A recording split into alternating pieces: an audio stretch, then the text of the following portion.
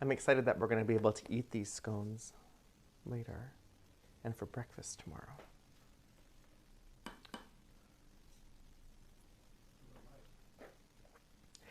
Hey everyone, good evening. I'm Marc Sievers. Welcome back to my YouTube channel. So tonight, I'm so happy that you are joining me for another Together Live virtual cooking class. So I feel like this is going to have to become maybe a weekly thing because I'm having a lot of fun cooking, interacting with you, and I hope you're having a lot of fun doing it with me as well.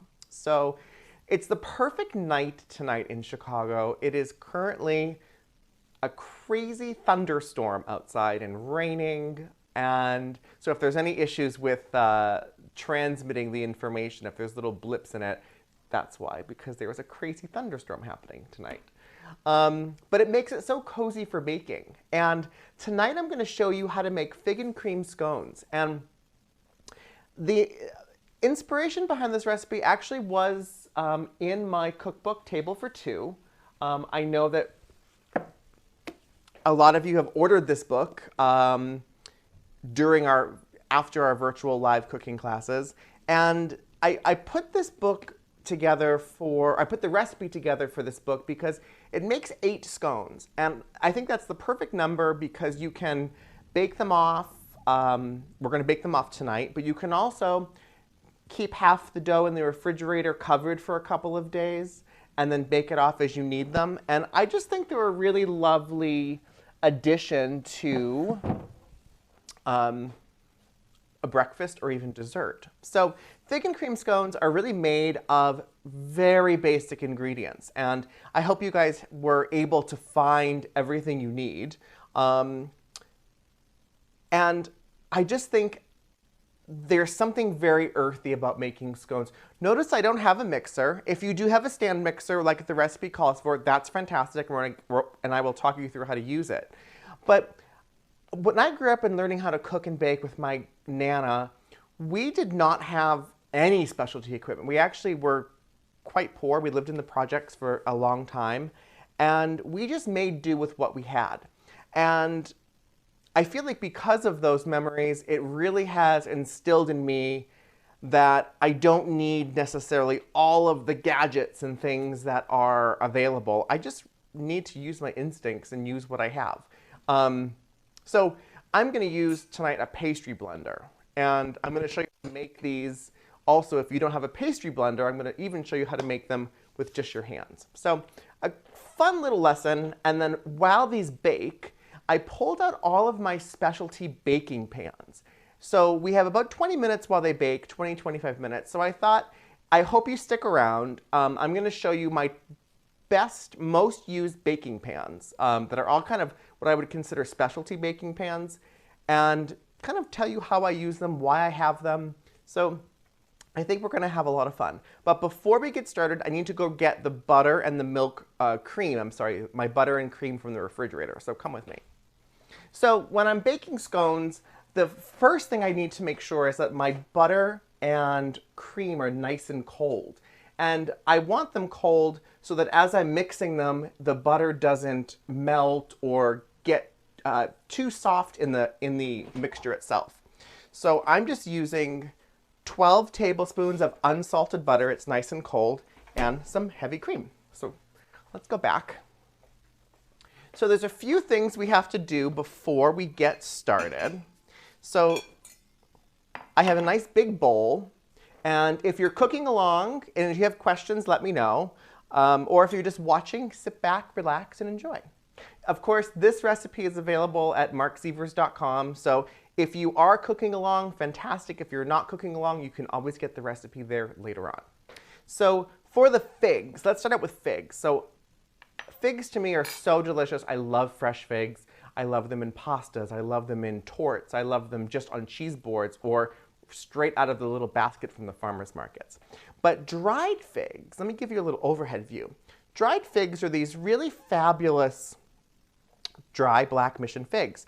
And they have kind of this beautiful, almost like candy texture and flavor. They're so sweet and delicious.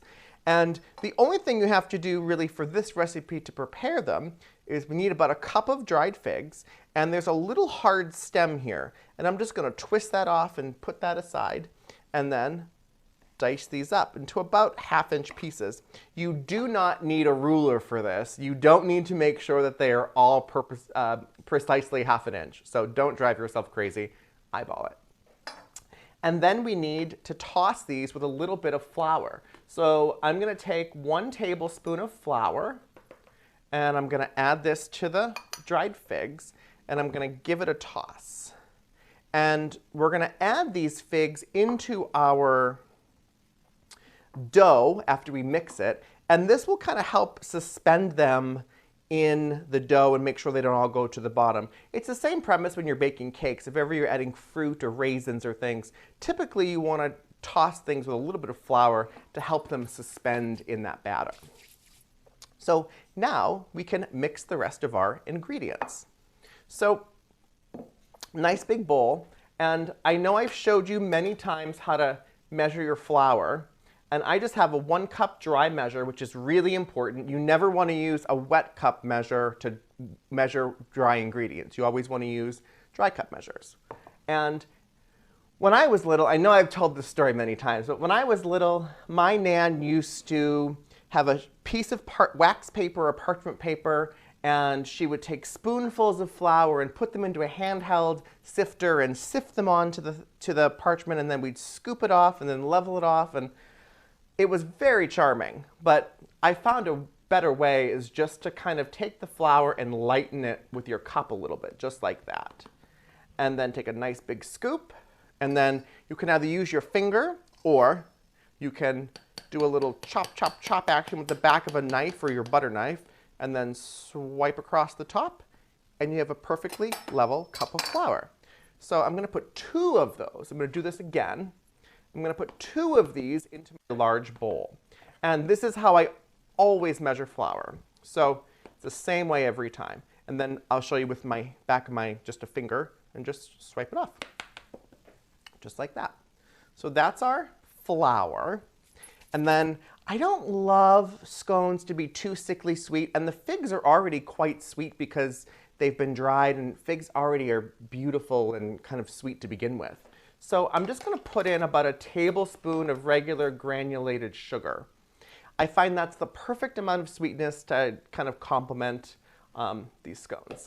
And then 1 tablespoon of baking powder. And then baking powder is the same thing. I have these little cans. I love these cans because, Ryan, give them a little overhead. These cans already have this little lip here so that I can run my measuring spoon right across that lip to level it off. So I'll show you. Is that a good angle, Ryan? So just like that, lighten it, and then swipe it across, just like that.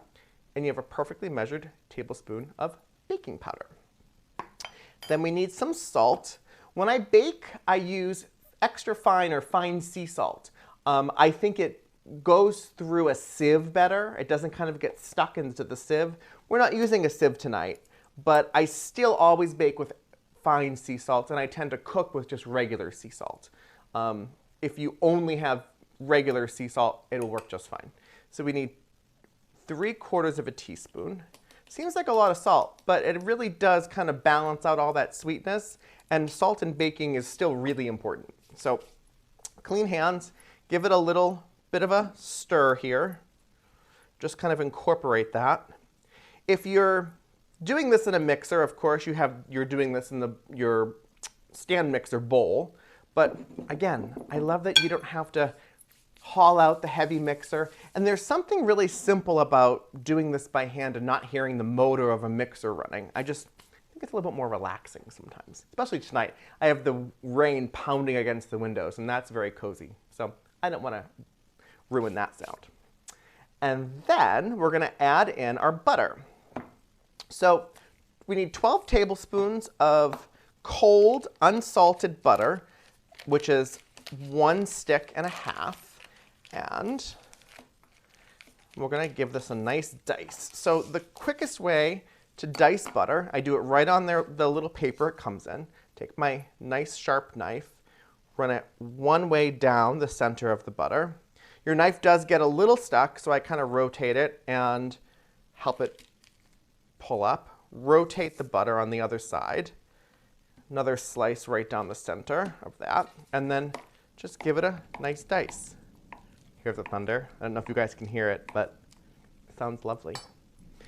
And that's 8 tablespoons. I'm going to put that right in. And another 4 tablespoons. So it's pretty simple. And again, this is just so that our mixture will keep the butter nice and cold, is so that it doesn't melt and get too warm in the mixture.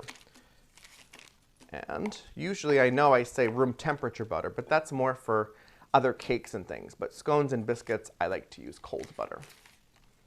Okay, so now here's the great part. If you have a stand mixer, turn it on low and kind of get the butter flour mixture kind of rummaging around. Have your paddle attachment on and gently raise the speed to medium. And you want to get that butter into the kind of, so it looks like rough sand or the size of peas. You just want to get that butter incorporated into that mixture. And by hand, I'm going to use a pastry blender. I love this little handheld $5 piece of stainless steel. I think it's fantastic. And what it does is has a nice thick grip of a handle, and you just kind of get it started, and all you're doing is helping break up that butter.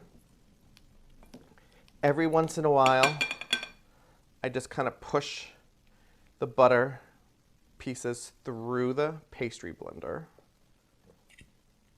just like that, and I keep going.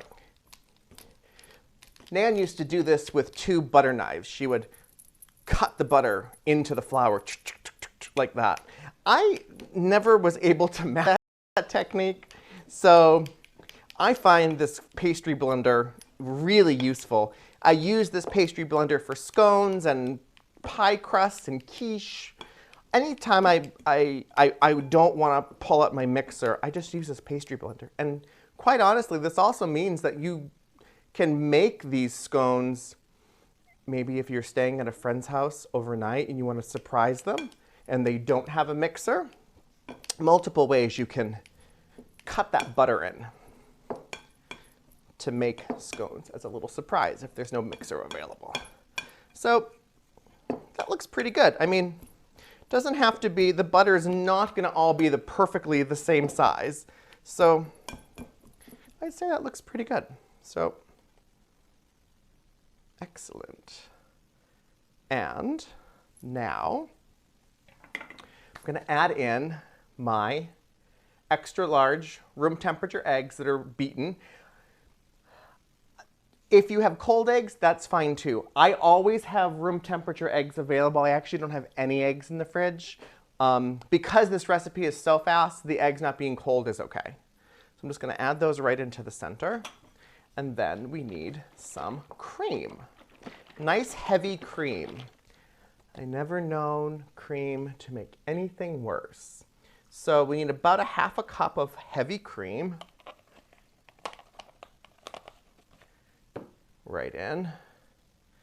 And now, if you're using your stand mixer, just get that until it's just incorporated and you don't want to overmix it. And I'm just going to use my hands, just like this, and just kind of use my fingertips. I don't have my whole hand in here, and I'm not squeezing anything together, and I'm not compacting it. I'm just using my fingertips to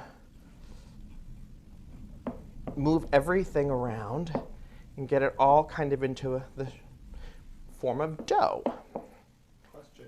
Here's a question. Why do you use extra large eggs as opposed to large eggs? I use extra large eggs. I think they're I think for me they're easier to find. They've always been easier to find. And I think that my baking got better when I started using extra large eggs. I think, I don't exactly know why, but I feel like there was a difference. I think it gives it more of a kind of substance to it. And I find that extra large eggs are also, you can find better quality eggs in the grocery store that are extra large eggs because they tend to be more organic, they tend to be more free range. Tonight, and really a lot of the time, I use pasture-raised eggs from local farmers markets. And if I can't have local eggs, I use Vital Farms eggs. Those are great eggs. I love them. Okay, so here's our dough. Pretty good, right? Your dough should look the same. And we talked during the Together Live for our anniversary, Ryan and I's 10-year anniversary, how I used a piece of parchment paper, I think it was for that one, the parchment paper, and to cut the apples onto cutting board. So my cutting boards, your apples or fruit don't taste like onions. It's never a good thing for something like this. And I don't want my dough to taste like onions either. So I'm going to use the same trick and just have a piece of parchment paper right onto my board. And notice I'm not even using really any extra flour. I'm just going to dump the dough right onto the board. Of course, I could be doing this on the marble countertop, but I'm just showing you another way to do this. And I'm just going to kind of not really compact it, but just kind of get it into a little ball. And then I'm going to press it out. So I want this to be about 3/4 of an inch. And I'm not using the whole part of my hand. I'm just really just using my fingertips. And I'm doing it fairly quickly because I don't want my hand to warm up that butter. If you're using a rolling pin, just roll it out into a square. Of course, I think it's a little harder to press this out into a square. So I'm just going to press it out into a circle. And I have my handy dandy ruler. So I'm going to check the measurements. 3/4 of an inch, exactly. It's like I've made these before. Now, the next part is, we don't even need that piece of parchment paper because I already have a piece right here. Take my knife, flour it just in case. We don't want the dough to stick. And cut it into 8 equal pieces. If you've rolled it out into a square, you want to cut your square into quarters, and then each quarter cut into a half on a triangle. Because this is round, I'm going to cut kind of the same, just a slightly different shape. I used to use cutters and fancy things, and I kind of just love that these just look... Oh my God, you guys, we forgot to put in the figs. Okay, so put my dough, oh my goodness, I cannot believe it. Put my dough back in, sorry guys. It's a reality of baking and live streaming. So I'm just gonna put my dough back into the bowl, work through the figs.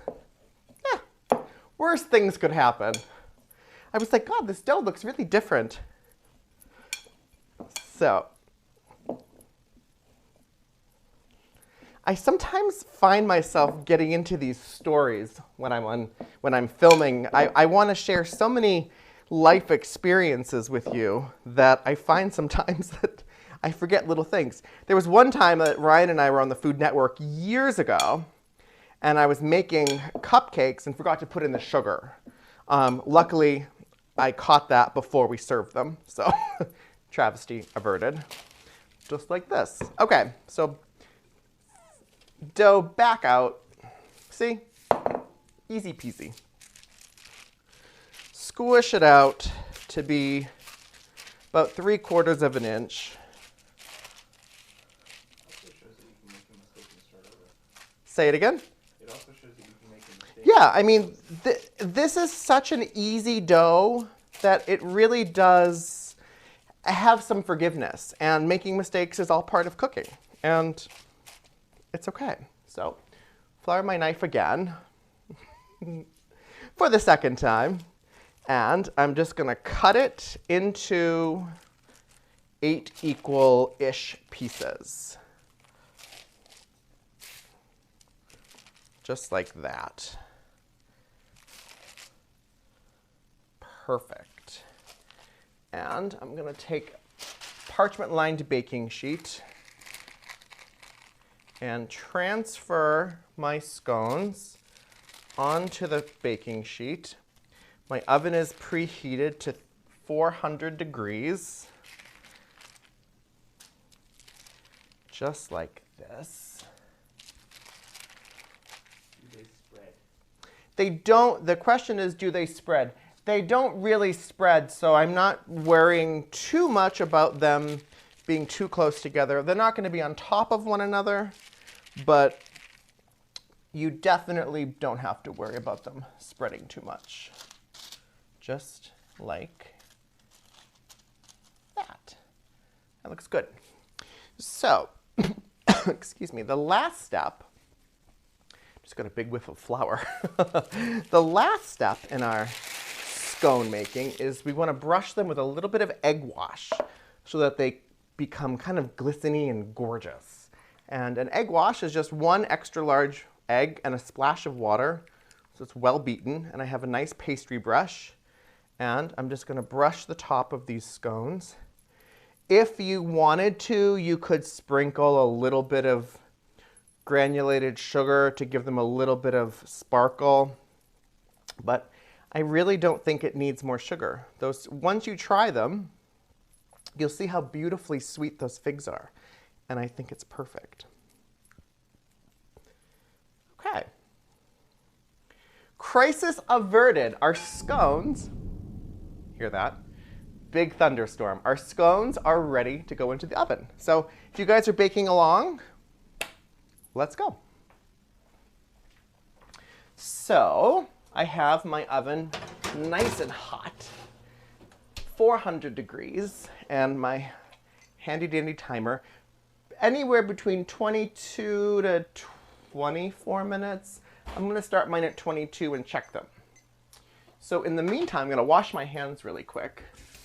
And I want to talk to you about my most used specialty baking pans.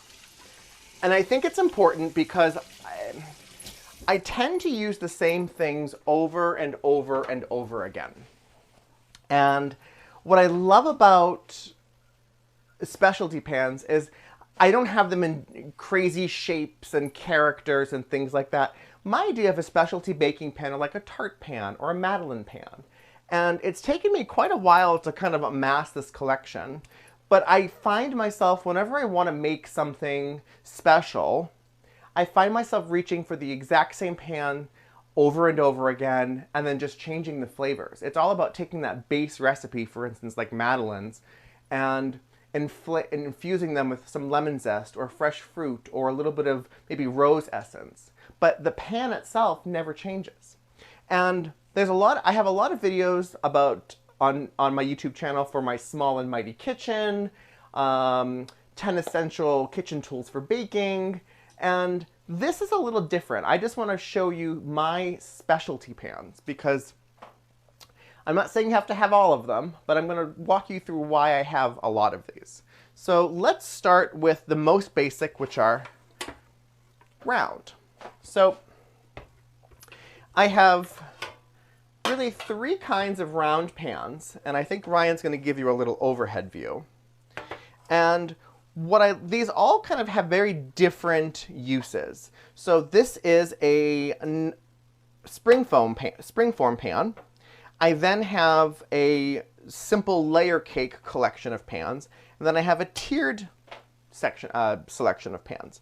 So let's start with the springform pan. So this pan, this is great for cheesecakes or no-bake things like an icebox cake, things like that. And the special part about this particular pan is it's nice and heavy. A lot of springform pans, they can be a little thin, and I like ones that are nice and heavy, made by a really reputable manufacturer, which that doesn't always mean they're very expensive. You just have to kind of weed out, I don't buy pans online very often. I like to go into the store and kind of feel the heft of them. Of course, now shopping online is crucial, but find a website that really just specializes in quality baking pans and baking equipment, and you'll be fine.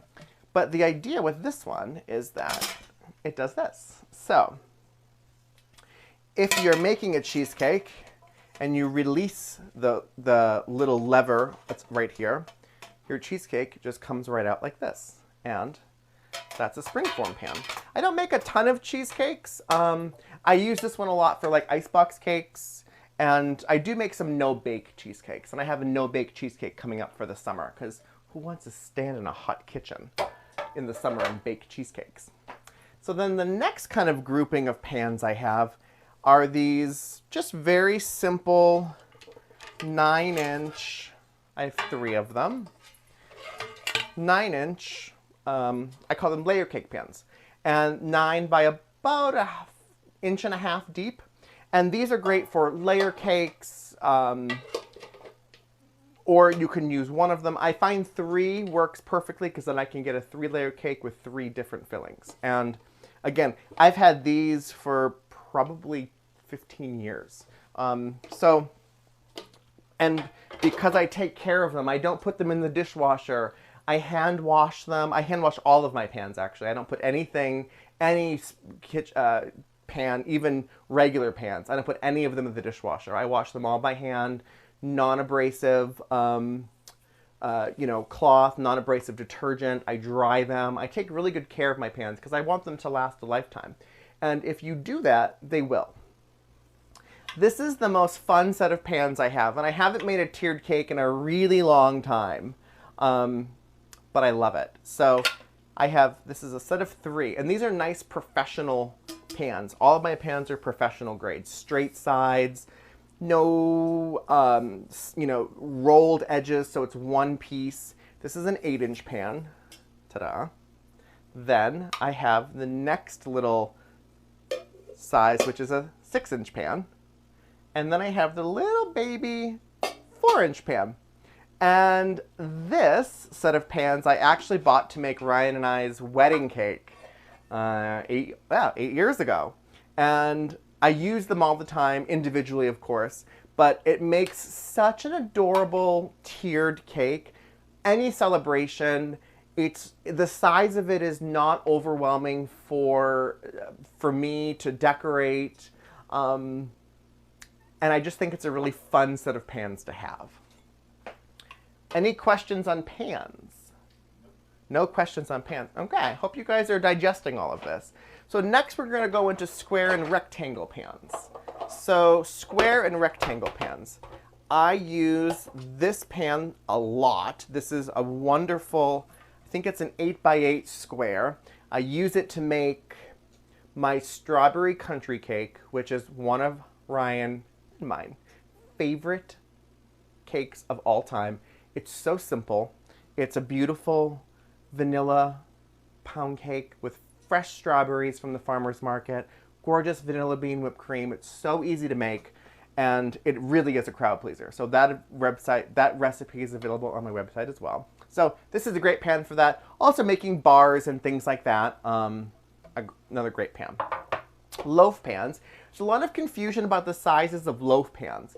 And I find that I reach for my 1-pound loaf pans the most.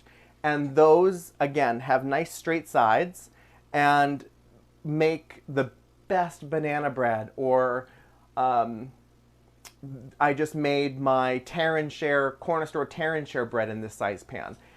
I find that it always is the perfect size pan for recipes that I'm writing and that I'm making at home. And then I have little tiny mini loaf pans. And when I saw these in the store probably 10 years ago, I thought, who in the heck needs mini loaf pans? Well, it turns out that I can make one batch of like banana bread, put it into 4 mini loaf pans, wrap it in a little glycine bag with some beautiful ribbon, and I've got the perfect little gifts for people, hostess gifts.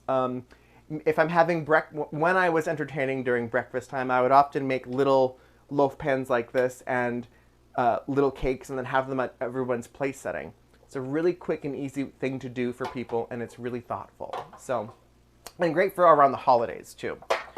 So now we're going to go into my Tart pans, because these I use a lot. So Ryan, give them an overhead view of my tart pans because these are quite special. And what I love about these tart pans is making French tarts and quiches and beautiful thin pastry used to be so scary to me. And growing up, my grandmother was not the best at making pastry for like, well, she was good at making pie dough, but she didn't make good like pastry for quiche and things. And I have a video and a recipe on my website for a French savory tart, which uses this beautiful 11-inch tart pan. And it's such a great way. You don't need any specialty equipment to make the dough. I show you how to make the dough and work in the butter with the heel of your hand, just like they used to do decades ago. And once you kind of master it, it makes making tarts really simple. And I kind of have it in a few different sizes. This is a great size for entertaining. When I want to make a quiche or a tart like I did for Easter, I made this small one, and they all have little removable bottoms. That's how you get them out, just like kind of like a spring foam pan, but this one just releases this way. And then I made a smaller quiche on Easter for our friend Pam, who lives a couple blocks away, and I walked that over on Easter morning for her. So these are, again, they're very inexpensive. These, you can find them these sizes really in most good cookware shops.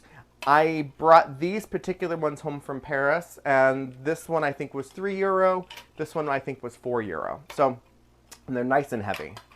And then I have beautiful square ones. So what I love about these is this makes the most beautiful asparagus tart because of the size of it. Asparagus lay perfectly in perfect little lines like soldiers.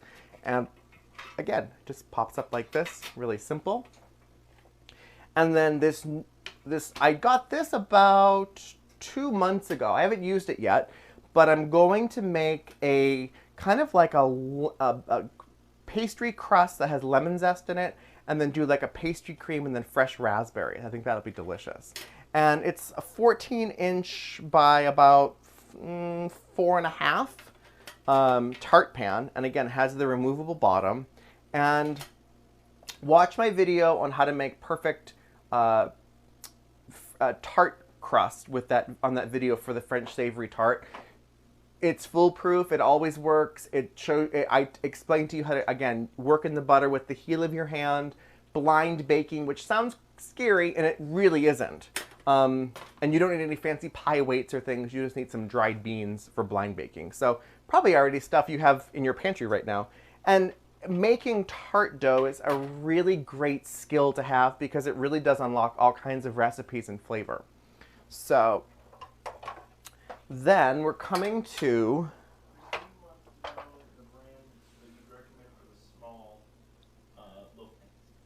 oh, hi Christine. So Christine's question is who makes my loaf pans? These are made by Commercial 2. I'm pretty sure I found these on Amazon.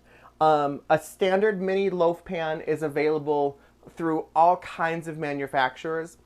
I've seen them, Christine, where they look, let's see. I've seen them where the loaf pans are, oh, sorry guys, where the loaf pans are made into like one larger pan, and there's, 4 wells. I don't find those to be particularly great.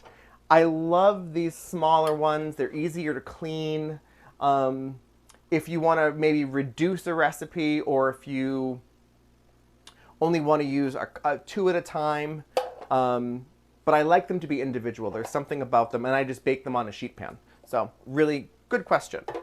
Okay, all of that racket, let's go on to, so now I have, of course, standard 12-cup muffin tin. This we use for everything. There's a recipe on my website for rich chocolate ganache cupcakes. So decadent, and uses cocoa powder and an entire can of Hershey's syrup. They're so delicious. You should definitely make them and then send me some, because I love those. And then I don't use this quite as often. This is one of those like, buys, but it's a jumbo muffin tin. It's not something I use, again, very often, but I'm sure I probably found it at a home store on sale, and I thought, I have to have this.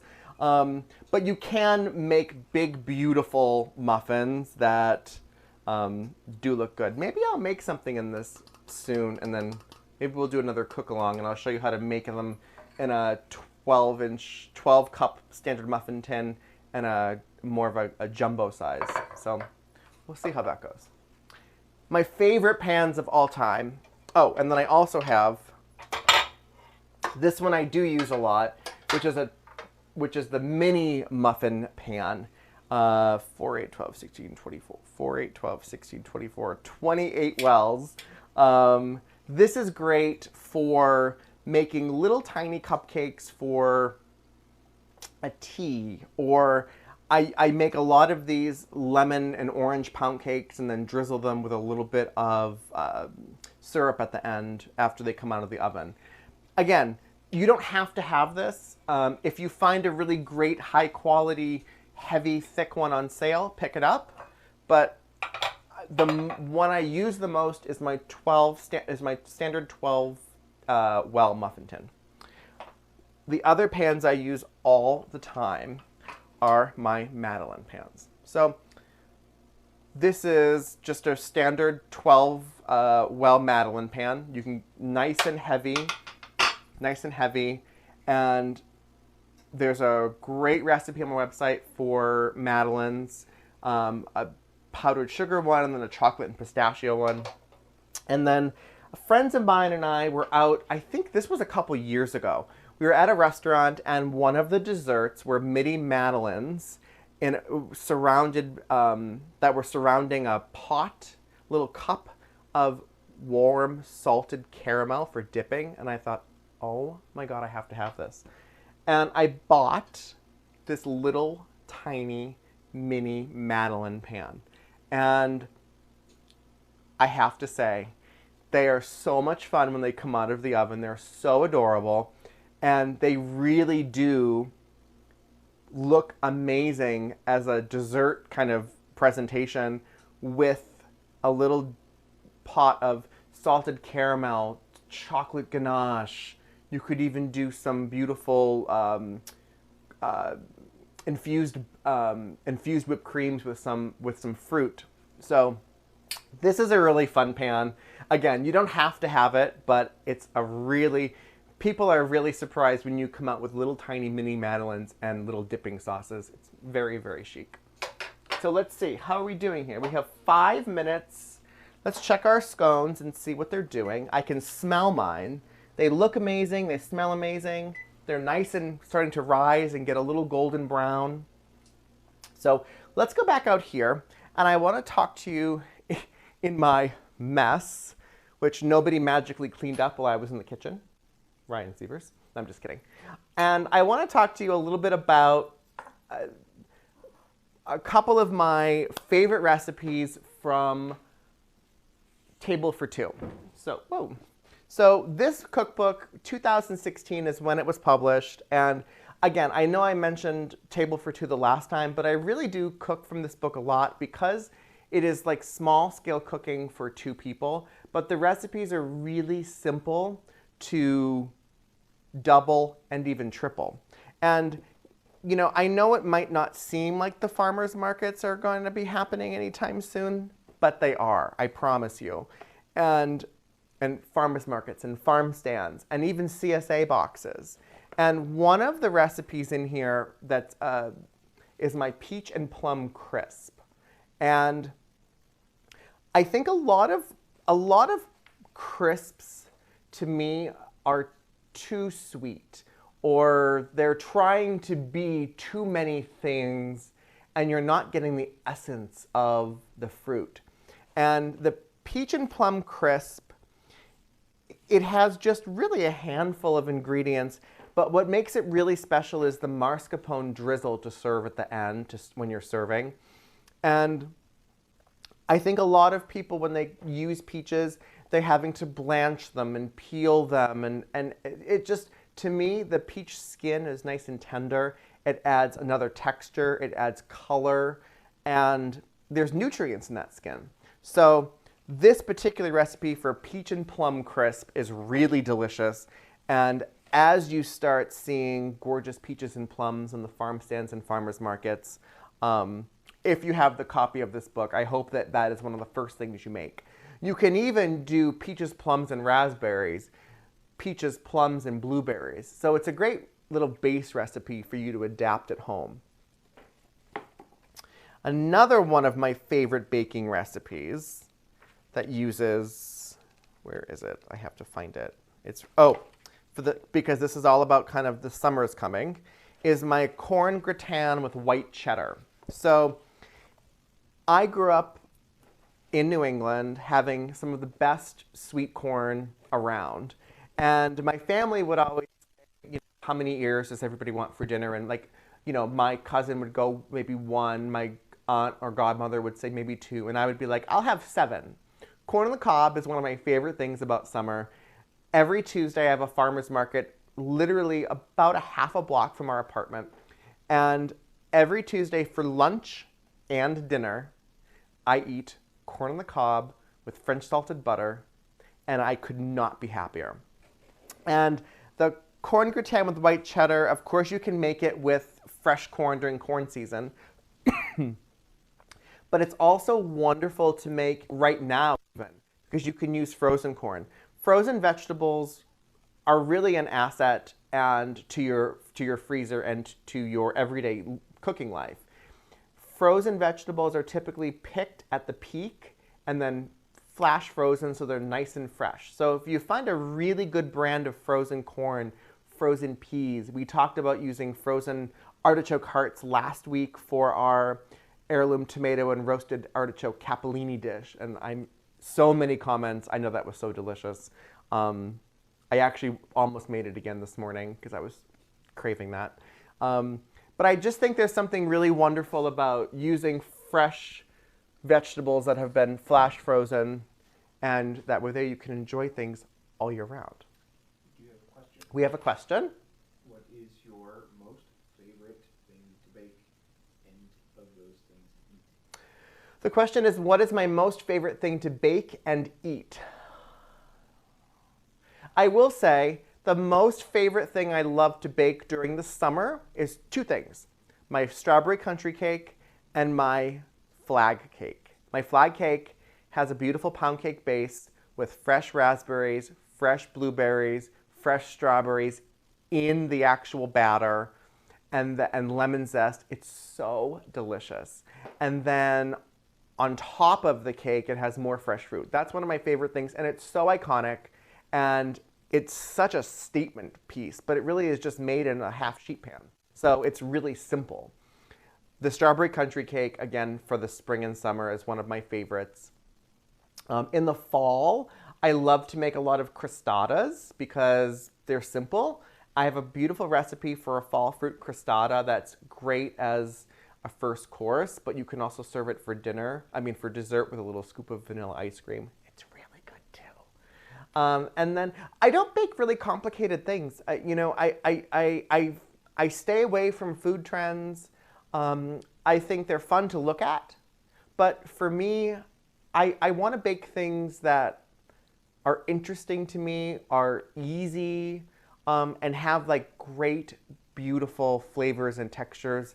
And I'm not trying to run to 7 grocery stores trying to find so many different ingredients or techniques that I'm just not interested in. I think when I can hear my timer, but I'm going to finish this. When I'm writing recipes, if I get bored during the testing or the writing of the recipe, I know you're going to get bored. So, or if I find it to be too convoluted or complicated, I don't want to do that anymore. It's not interesting to me. I like to bake things over and over and over again and just kind of change up the flavor profiles. Let's get our scones. So if you guys are baking along, oh my God, the kitchen smells so good. So these are about 22 minutes, and I can tell just by the smell that they are ready. Oh yeah. These are like perfectly baked. Look at these gorgeous scones. So, not too shabby considering I almost forgot to put the figs in. Ryan, give them an overhead view of these. Look at those. Aren't those beautiful? So, the wire rack, and I'm just going to, I want to check the bottoms. They're perfectly cooked, and I'm just going to transfer them to a wire rack. These are hot. I usually do this with a spatula, but the spatula's in the kitchen. But how beautiful are these? So they're way too hot to eat right now, and you really do want to let baked goods cool before you kind of take a little snitch, because they're going to continue to cook a little bit on the inside, and you don't want to kind of interrupt that process. What I love about this recipe too, oh, these are going to be so good, is that, for instance, if you wanted to serve them for the next couple of days, you could take the dough, make the dough, take half of the dough, bake them off so that you have them tomorrow morning, keep the remaining of the dough in the refrigerator for up to 2 days, and then bake them off as you need them. You can also bake them all right now. Once they're cold, keep them in an airtight container, and then just kind of re-warm and crisp them up a little bit. 350-degree oven for 5 to 10 minutes, just to kind of give them that little bit of nice, warm, and crispy exterior. So this is going to be the one time that I don't actually eat anything with you right now because I don't want to burn the roof of my mouth. So I hope you guys had fun tonight. I know I did. And again, if there's recipes that you're interested in on my website that you see that you think you would love to cook along with me, let me know in the comments below. Find me on Instagram, Marc J. Sievers. And of course, if you're not subscribed to my YouTube channel, please like this video, subscribe to my channel, and hit the little notification bell so you're notified of new videos as soon as they post. You can get this full written recipe and so many more at marcsievers.com. And thanks for spending your Tuesday night with me. I had fun. I have a little cleaning up to do. And I think it's going to be some herbal tea and scones for dinner. I think that's fine, right, Ryan? Ryan never disagrees with anything I say. He's my biggest fan. So, good night, guys. See you later. We're going to eat